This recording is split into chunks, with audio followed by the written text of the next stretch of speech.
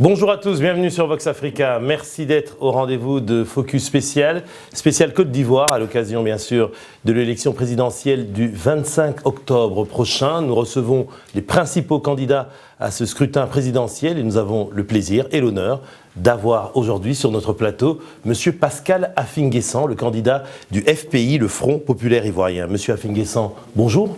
Bonjour. Merci donc de nous recevoir ici, au siège de votre campagne, votre campagne électorale.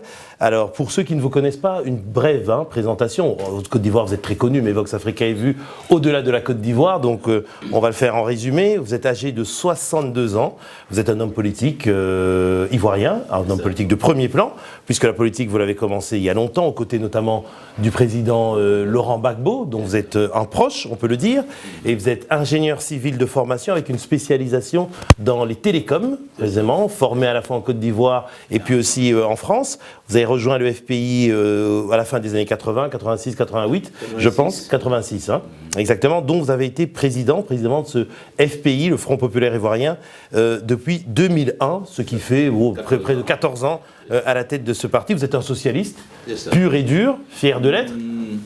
Bon, socialiste, disons socialiste. Ok, on en parlera plus. Social-démocrate, plus précisément. D'accord, alors vous avez justement, c'est votre première candidature à l'élection présidentielle et vous avez donc été investi le 8 août dernier, candidat du FPI. Mais alors ma première question, c'est d'abord, est-ce que vous irez jusqu'au bout, puisqu'il y en a certains parmi les 10 candidats retenus par la CEI, il y en a 2 qui ont déjà désisté, qui disent que les conditions pour aller aux élections ne sont pas bonnes.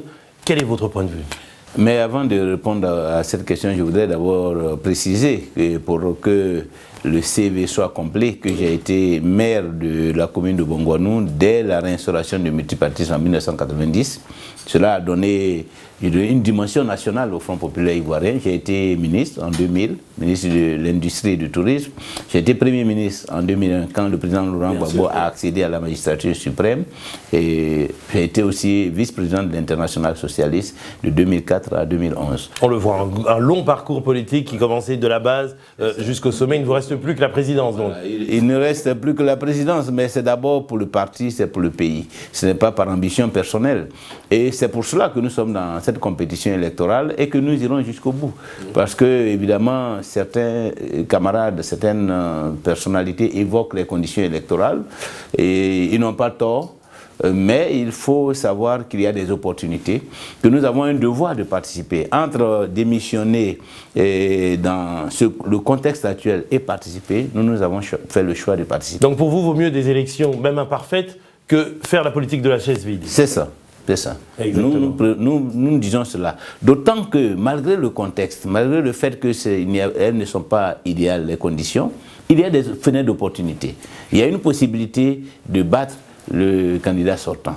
Je dirais même que l'hypothèse qu'il perde les élections est plus forte que celle qu'il soit là encore après le 25 octobre. Mais ça, j'imagine bien, sinon vous ne seriez pas entré dans la bataille. Mais pourquoi vous faites cette élection? Je veux dire, au-delà de votre programme, on ira dans certains détails de ce programme, très fouillé, mais je veux dire, l'ambition, quel est votre driving force, comme disent les Anglais? Qu'est-ce qui vous motive profondément?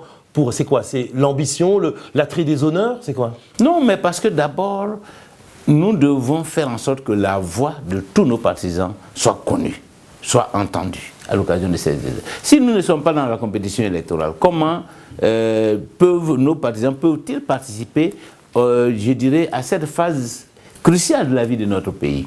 Voilà. Comment peuvent-ils exprimer leur opinion?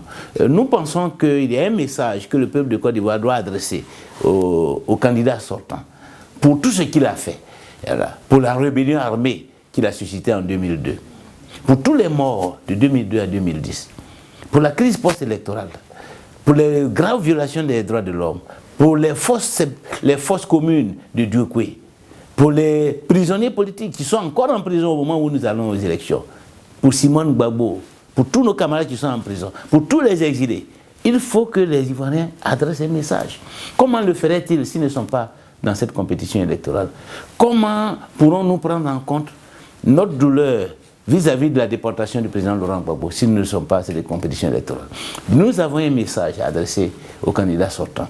Et c'est ce que nous organisons. Pour que ce message soit un message cinglant. Je l'ai dit au cours d'un meeting, pour qu'il n'oublie jamais ce message. Parce que, comme je le disais, si le président Alassane Ouattara avait un minimum de considération pour les Ivoiriens, je suis persuadé qu'il ne se serait pas porté candidat. Mais donc qu'est-ce que vous voulez, M. Afin-Guessan? Vous voulez que ce soit un vote sanction, qu'on vote plutôt contre Alassane Ouattara plutôt que pour Rafi?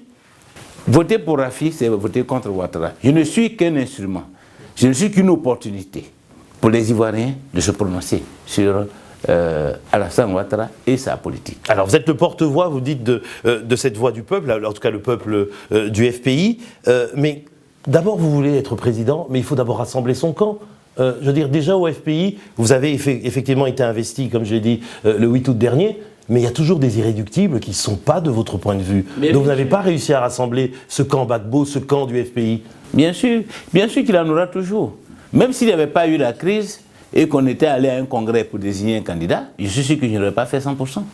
Ça veut dire qu'il y aurait toujours au sein du FPI des gens qui auraient... Oui, mais après en congrès, il y a plusieurs candidats, on en désigne un, et tout le monde se mobilise.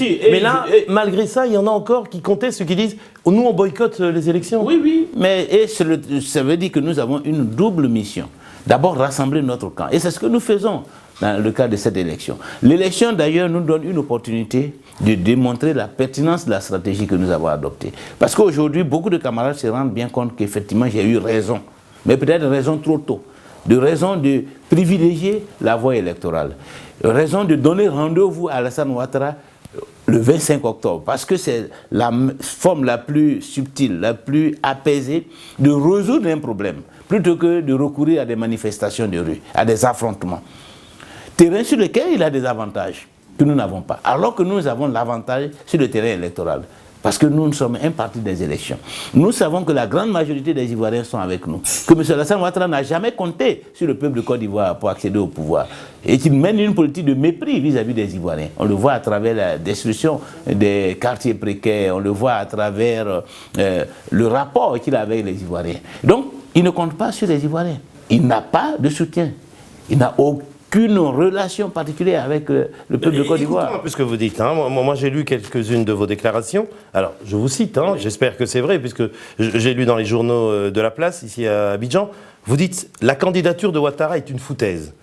Tant que Ouattara sera là, il n'y aura pas de paix en Côte d'Ivoire. » Faut-il être aussi agressif pour convaincre? Est-ce qu'il n'y a pas moyen de faire argument contre argument, programme contre programme? Il faut attaquer l'homme, il faut attaquer le personnage? Mais je développe des arguments. Pourquoi c'est une foutaise? M. Ouattara ne peut pas être candidat et venir se présenter devant les parents de toutes les victimes de la rébellion armée, de la crise post-coloniale, et leur demander de voter pour lui. C'est une foutaise. M. Ouattara ne peut pas venir aujourd'hui se présenter devant les Ivoiriens alors qu'il maintient à prison d'honorables personnalités ivoiriennes qui ont exercé de hautes responsabilités dans ce pays. L'ancienne première dame, des ministres. Les maintenir en prison au moment où on va aux élections et puis venir se présenter devant leurs parents pour dire votez pour moi. Maintenir des milliers de personnes, des centaines de milliers de citoyens ivoiriens en exil, en train de mourir sous des tentes, dans des camps de réfugiés, et venir se présenter devant les Ivoiriens pour dire votez pour moi.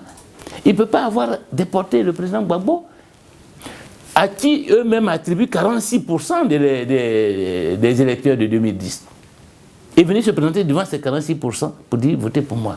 C'est ça la foutaise. Et en quoi il a un obstacle à la paix en Côte d'Ivoire? Mais parce que lui-même, il est le problème en Côte d'Ivoire. Il a toujours été le problème en Côte d'Ivoire. Depuis que M. Ouattara a mis pied en Côte d'Ivoire, le pays n'a plus jamais connu la paix. Il est arrivé en 1990. Dès 1992, il y a eu les événements du 18 février. Il a fait arrêter Gbagbo Laurent et un certain nombre de cadres du pays qu'il a foutu en prison. Heureusement, grâce à la sagesse du président Gbagbo, ils ont recouvré la liberté avant la fin de l'année. Dès 1993, à la mort du président Oufoué, il a commencé à disputer le pouvoir au président Bédié, alors que la Constitution était claire que c'était le président de l'Assemblée nationale qui devait hériter. 1994, il a cassé le PDCI en deux. 1999, coup d'État militaire contre Bédié. Donc acharnement contre le président Bédié. Malheureusement pour lui, c'est le général Gueye qui s'empare du pouvoir pour organiser la transition. Acharnement contre Bédié et contre Gueye. Dès les premiers mois, les 3 premiers mois de 2000, mésentente, les ministres proposés par le RDA quittent le gouvernement de transition. Juillet 2000, tentative d'assassinat du général Gueye. Septembre 2000, nouvelle tentative d'assassinat du général Gueye. Ces deux tentatives échouent. Beaucoup de partisans de M. Alassane Ouattara qui se retrouvent aujourd'hui à des commandements militaires sont blessés dans l'attaque, ils se réfugient au Burkina Faso. En octobre 2000, on organise des élections, Gbagbo Laurent est élu. Automatiquement, c'est Gbagbo Laurent qui devient la cible de M. Alassane Ouattara, jusqu'à ce qu'il y ait la rébellion armée de 2002. Alors, avec un tel parcours, comment peut-on se présenter devant les Ivoiriens pour dire qu'on est candidat? Donc on a bien compris. On a un problème. On a bien compris, pour vous, la cible principale, c'est Ouattara, en fait. La cible principale, le problème principal en Côte d'Ivoire, c'est Ouattara. Et il faut que nous réglions ce problème-là démocratiquement, pas par les armes. Et c'est pourquoi nous mobilisons les Ivoiriens, que nous leur faisons appel pour qu'ils comprennent qu'ils ont un message à adresser à M. Ouattara. Un message qui soit suffisamment clair, suffisamment net, perçu à la fois par les Ivoiriens mais par la communauté internationale pour mettre définitivement fin à cette aventure. Alors vous, votre message, c'est 15 engagements, 15 chantiers. On ne pourra pas revoir tous les 15, passer les 15 en revue. Il y en a certains qui vous tiennent à cœur et qui sont importants, notamment pour les Ivoiriens. Premier d'entre eux, paix, refondement de l'État, et alors aussi moderniser les institutions. Allons d'abord sur la paix. Pour vous, la paix, elle est fondée sur quoi? Sur d'abord la libération de M. Gbagbo et de tous ceux qui sont en prison, Blé Goudé, Simone Gbagbo. La paix est fondée d'abord sur la réconciliation nationale. Si nous ne nous réconcilions pas, il n'y aura pas la paix. Si nous ne mettons pas fin, si nous n'enterrons pas la politique de rattrapage. Mais cette réconciliation, c'est quoi? C'est le pardon, une amnistie générale? C'est vraiment une justice transitionnelle. C'est les États généraux de la République.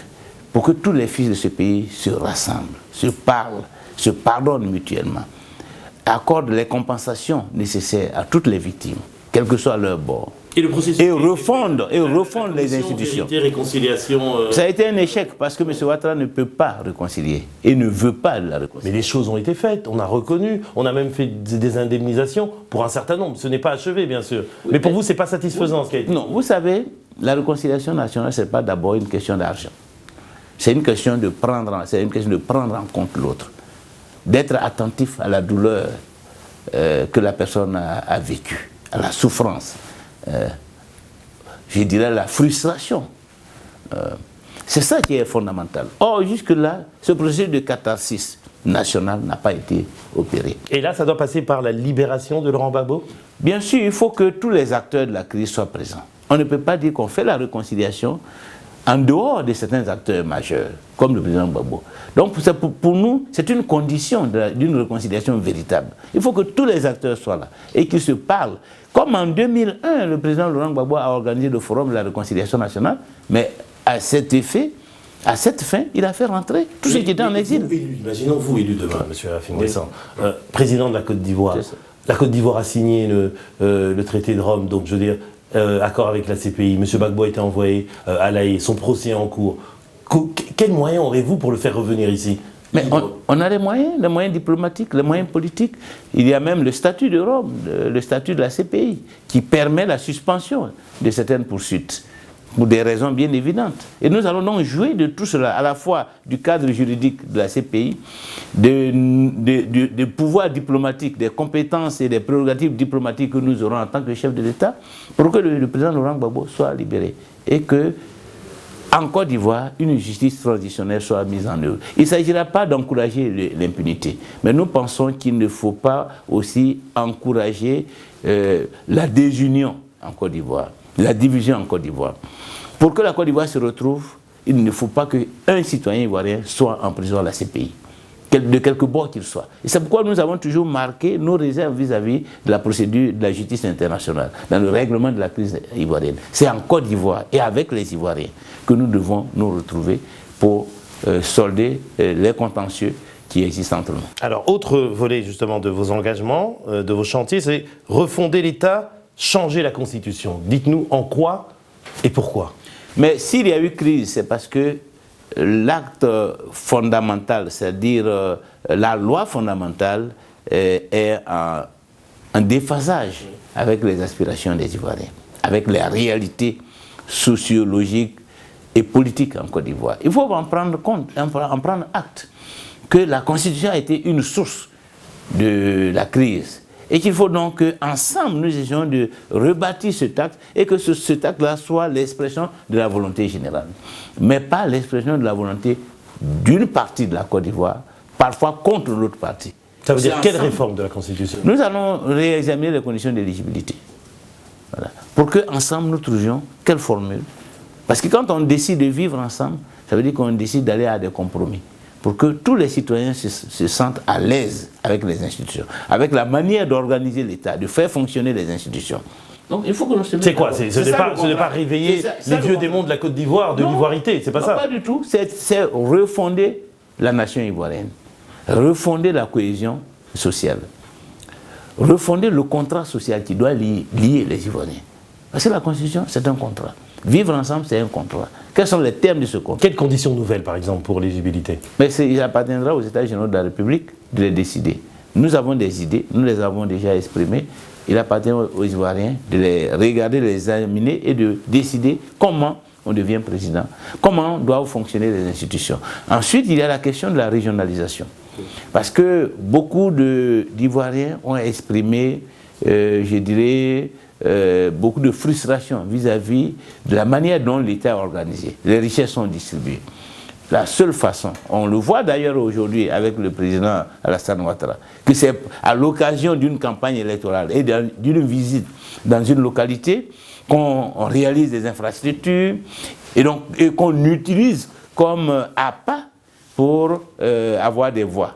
On ne peut pas développer un pays comme ça en instrumentalisant les moyens de l'État et en les utilisant pour récompenser ceux qui votent, ceux qui ont une posture politique et pour sanctionner ceux qui ne vous sont pas favorables. En ce moment, l'État n'est pas impartial, n'est pas neutre. Et c'est pour cela que nous devons approfondir la décentralisation et promouvoir la régionalisation, de manière à ce que les populations elles-mêmes se prennent en charge sur les questions qui sont essentielles, sur lesquelles elles sont plus compétentes. Il faut que ce soit cela. Et que l'État central se consacre à tout ce qui est d'ordre national.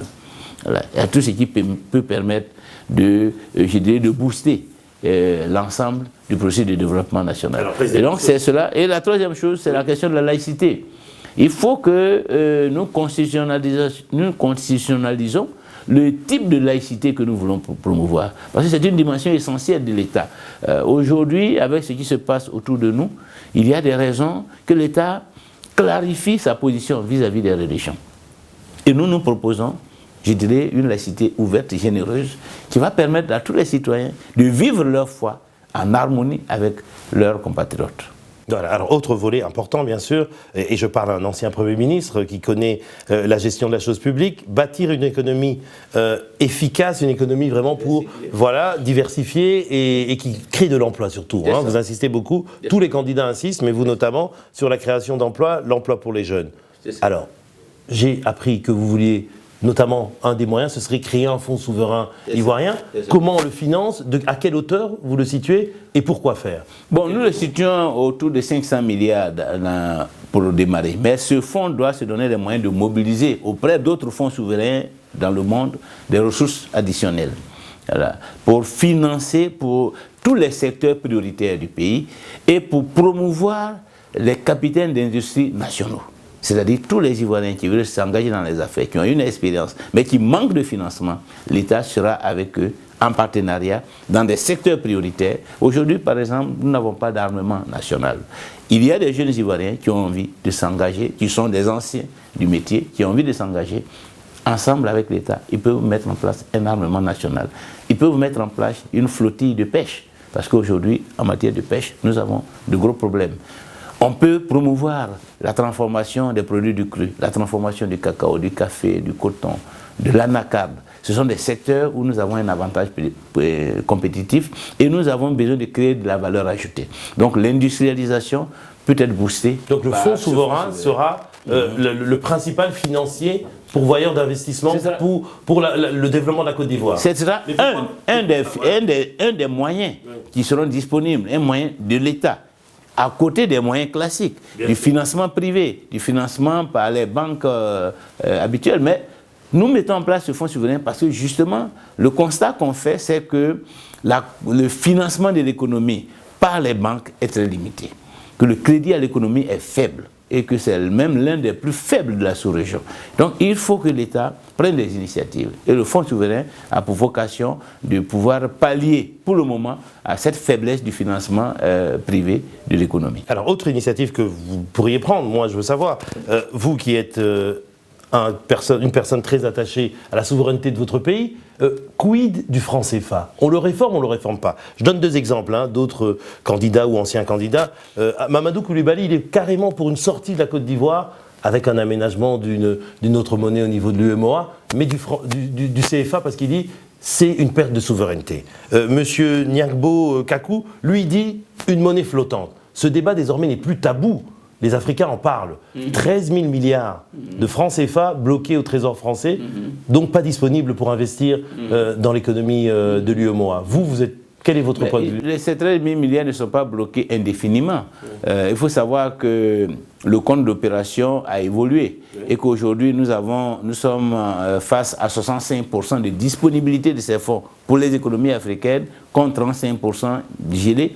Donc c'est à nous de faire évoluer ces choses. Moi je considère que la coopération pour le franc CFA doit évoluer. Président, le franc CFA doit évoluer. La Banque centrale des États de l'Afrique de l'Ouest doit évoluer. Nous sommes même pour une monnaie de la CEDEAO, une monnaie unique de la CEDEAO. Ça veut dire donc qu'il faut que...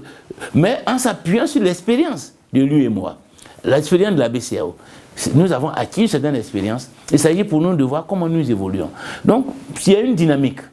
Et je ne crois pas qu'un partenaire de l'Afrique ou de la Côte d'Ivoire ou même de l'Afrique de l'Ouest soit opposé à ce que l'Afrique évolue et que les rapports que nous avons évoluent. La BCEAO, dans 10 ans, 20 ans, ne sera pas la même BCEAO d'aujourd'hui.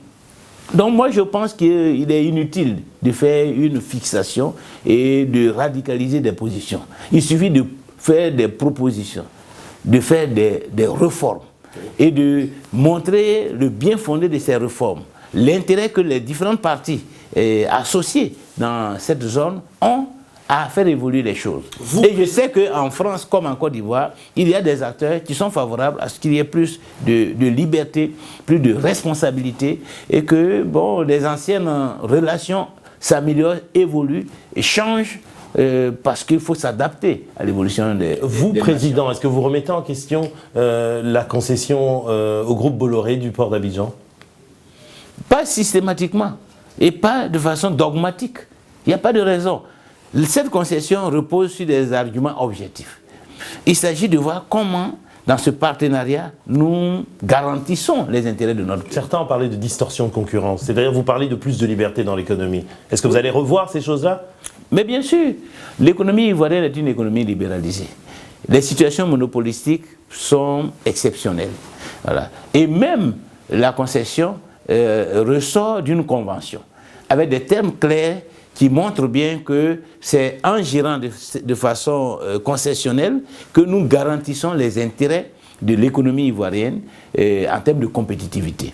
Donc, si ces critères-là sont respectés et que l'opérateur reste concurrentiel, reste compétitif, parce qu'il applique à la lettre le cahier des charges de la concession, il n'y a pas de raison de changer de système. Voilà. Mais si demain, nous nous rendons compte qu'il est contre-performant, qu'il ne réalise pas les objectifs quantitatifs et qualitatifs fixés par le contrat de concession, bon, il appartiendra à l'État de Côte d'Ivoire d'aviser. Ok, il ne reste pas beaucoup de temps. Un point sur lequel vous insistez, qui est important bien sûr pour tous les Ivoiriens et les Ivoiriennes, c'est la question de la santé, l'accès à la santé. Alors, Ouattara a mis en place la couverture maladie universelle. Il faut sans doute l'approfondir, sans doute la consolider. D'abord, est-ce que vous applaudissez, vous reconnaissez ça dans son bilan? Ou bien pour vous, c'est aussi, comme le reste, pas bon? Non, mais c'est nous qui avons parlé d'assurance maladie universelle. C'est nous qui avons... C'est-à-dire, Afin Guesson y a pensé, Ouattara l'a mis en place, c'est ça? Oui, il l'a mis en place, mais il le met en place de façon un peu bancale. Et demain, nous allons redresser. Comment mais redresser d'abord en faisant... D'abord, qu'est-ce qu'il faut redresser? Il faut redresser d'abord la cible. La cible et les modalités. La cible, c'est une assurance maladie universelle, donc qui couvre l'ensemble et pas une partie. Parce que justement, l'objectif, c'est de faire en sorte que les couches défavorisées puissent accéder à la santé. et qu'il y ait une sorte de solidarité nationale à travers ce mécanisme qui permette à tous les Ivoiriens et même à toutes les populations vivant en Côte d'Ivoire d'accéder aux soins de santé. Donc cet objectif-là, il ne faut pas le perdre de vue. Et que l'organisation, le cahier des charges de cette assurance maladie garantissent cet objectif-là. Voilà. Donc en termes de mobilisation des ressources, en termes de participation des différents secteurs d'activité au financement de l'assurance maladie, je ne crois pas que ce soit ce qui est fait à l'heure actuelle, parce qu'à l'heure actuelle cela paraît assez dirigiste, assez contraignant, alors que, et puis assez limité. Voilà. Il n'y a pas suffisamment de participation. Ceux à qui il est demandé de contribuer ne sont pas associés au projet, alors que ce projet-là doit être la propriété de tous les Ivoiriens. Mais on reste dans une, comment je pourrais dire, quelque chose de participatif de tous pour la solidarité, ou on passe à la capitalisation, c'est-à-dire les assurances privées? Non, non. Les assurances privées pourront exister. Oui. Pourront exister. Parce que nous comptons développer le système mixte. La répartition et la capitalisation, et parfois les deux associés.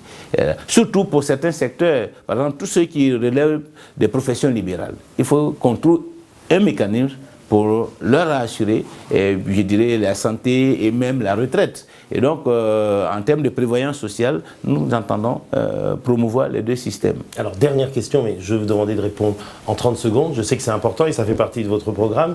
Vous mettez en priorité la lutte contre la corruption. Parce que vous estimez que beaucoup d'argent est perdu en Côte d'Ivoire. Quelles mesures phares vous allez mettre en place pour lutter contre la corruption? Oh, il y a plusieurs mesures. Mais d'abord, une institution, il faut créer une institution suffisamment indépendante pour lutter contre la corruption et contre les biens mal acquis. Nous pensons que la Côte d'Ivoire est un pays qui a excellé dans ce domaine. Et même à l'heure actuelle, le régime du président Alassane Ouattara se singularise par une corruption généralisée. Et la Banque mondiale elle-même évoque 97% des marchés publics qui sont passés de gré à gré, c'est-à-dire octroyés généreusement à des amis. Lui parle d'efficacité, de souci d'efficacité. Ouais. Mais justement, pour ne pas faire traîner les appels d'offres. Mais l'efficacité, c'est dans les appels d'offres. C'est dans les appels d'offres que se réside l'efficacité. C'est dans tout ce qui est concurrentiel que se trouve l'efficacité. Donc M. Ouattara ne peut pas se prévaloir d'être un libéral et privilégier les situations de monopole. C'est en contradiction avec ce qu'il affirme. Mais il n'est pas à sa première contradiction.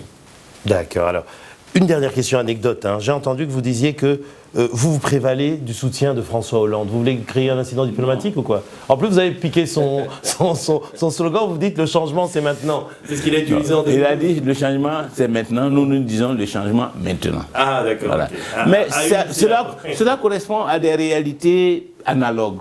Les réalités sont analogues. La Côte d'Ivoire a besoin de changement, comme hier la France avait besoin de changement. Et donc il n'y a pas plusieurs façons de l'exprimer. Ce sont les mêmes mots que nous exprimons parce que nous exprimons les mêmes préoccupations à l'heure actuelle. Hollande est un socialiste comme nous nous connaissons, et donc il n'y a pas de raison à ce qu'il y ait, comme par hasard, une certaine proximité, une certaine similitude entre les combats que nous menons.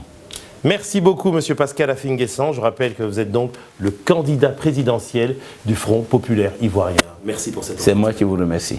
Merci à vous, chers téléspectateurs, pour votre fidélité à Vox Africa. J'espère que vous serez encore avec nous pour les prochains entretiens avec les principaux candidats à l'élection présidentielle de la Côte d'Ivoire. Je remercie tous ceux qui m'ont aidé à préparer cette émission, notamment Bolim Panimpongo à la réalisation, assisté de Monsieur Kwaku Kassé, et puis aussi toutes les équipes de RK Média et de Vox Africa Côte d'Ivoire. Au revoir, à bientôt.